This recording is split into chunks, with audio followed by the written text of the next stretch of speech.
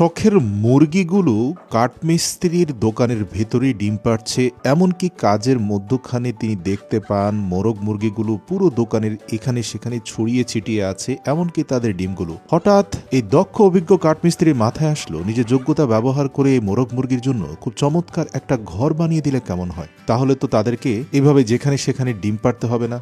ব্যাস, যেই চিন্তা সেই কাজ। অনেকগুলো মজবুত বাঁশকে নির্দিষ্ট মাপে কেটে এগুলোর মধ্যখানে খুবই কায়দা করে উডেন ড্রিলিং মেশিন ব্যবহার করে খুব নিখুঁত কিছু ছিদ্র করলেন। বাঁশের কঞ্চি এবং মজবুত বাঁশকে ফ্রেম হিসাবে ব্যবহার করে তৈরি করে ফেললেন অসাধারণ বাঁশের দেয়াল।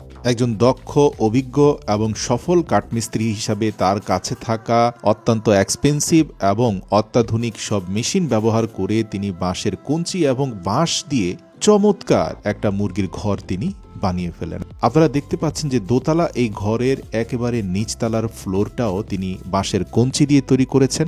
মজার ব্যাপার, এই বাঁশের কঞ্চিগুলোর মধ্যবর্তী স্থানে যথেষ্ট ফাঁকা রয়েছে যাতে খুব সহজে মুরগির বর্জ্য নিচে চলে যেতে পারে।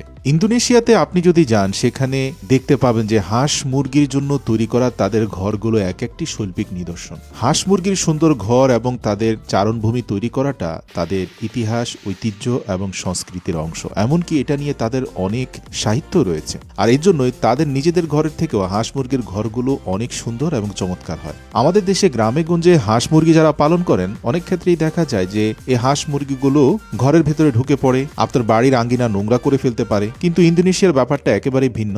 সেখানে আপনি দেখতে পাবেন যে হাঁস মুরগির জন্য তৈরি করা ঘরগুলো তারা খুব কায়দা করে তো বানাচ্ছে, সেগুলোর চারপাশে আবার একটা নির্ধারিত বাউন্ডারি তৈরি করে দিচ্ছে যাতে হাঁস মুরগিগুলো এই এরিয়ার বাইরে যেতে না পারে। এতে হাঁস মুরগির সাথে থাকা রোগ জীবাণু ছড়ানোর সম্ভাবনাও কমে যাবে।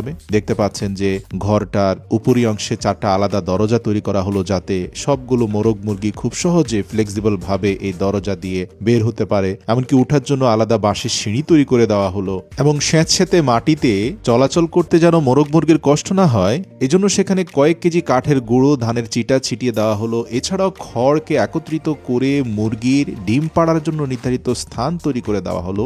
এরপর একেবারে প্রাকৃতিক পরিবেশে মুরগিগুলোকে সেই ঘরের ভেতরে রেখে আসা হলো। আপনারা দেখতে পাচ্ছেন কত সুন্দরভাবে মোরগ মুরগিগুলো সিঁড়ি বেয়ে নিচে নামছে, উপরে উঠছে। তাদের জন্য নির্ধারিত এরিয়ার ভিতরে তারা খাবার দাবার খাচ্ছে।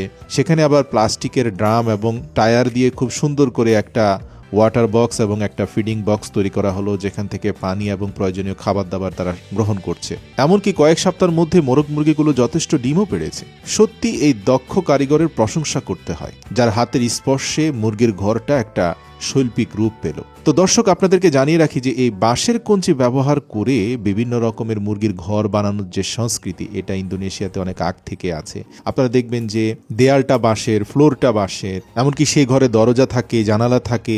ভিন্ন ভিন্ন জাতের মোরগের জন্য আলাদা আলাদা খোপ থাকে, যেখানে মোরগ মুরগিরা বসবাস করে। তাদের জন্য নির্ধারিত পান পাত্র, খাবারের পাত্র থাকে। এক একটি ঘর এক একটি শৈল্পিক নিদর্শন। আমি বিশ্বাস করি আমাদের দেশেও যাদের হাঁস মুরগি পালনের ব্যাপারে শখ রয়েছে, তারা চাইলে এভাবে ঘর বানিয়ে এবং হাঁস মুরগির চলাচলের জন্য নির্ধারিত এরিয়া নির্দিষ্ট করে দিলে হাঁস মুরগি পালন সহজ হয়ে যাবে এবং আপনার বাড়ির আঙ্গিনা নোংরাও হবে না।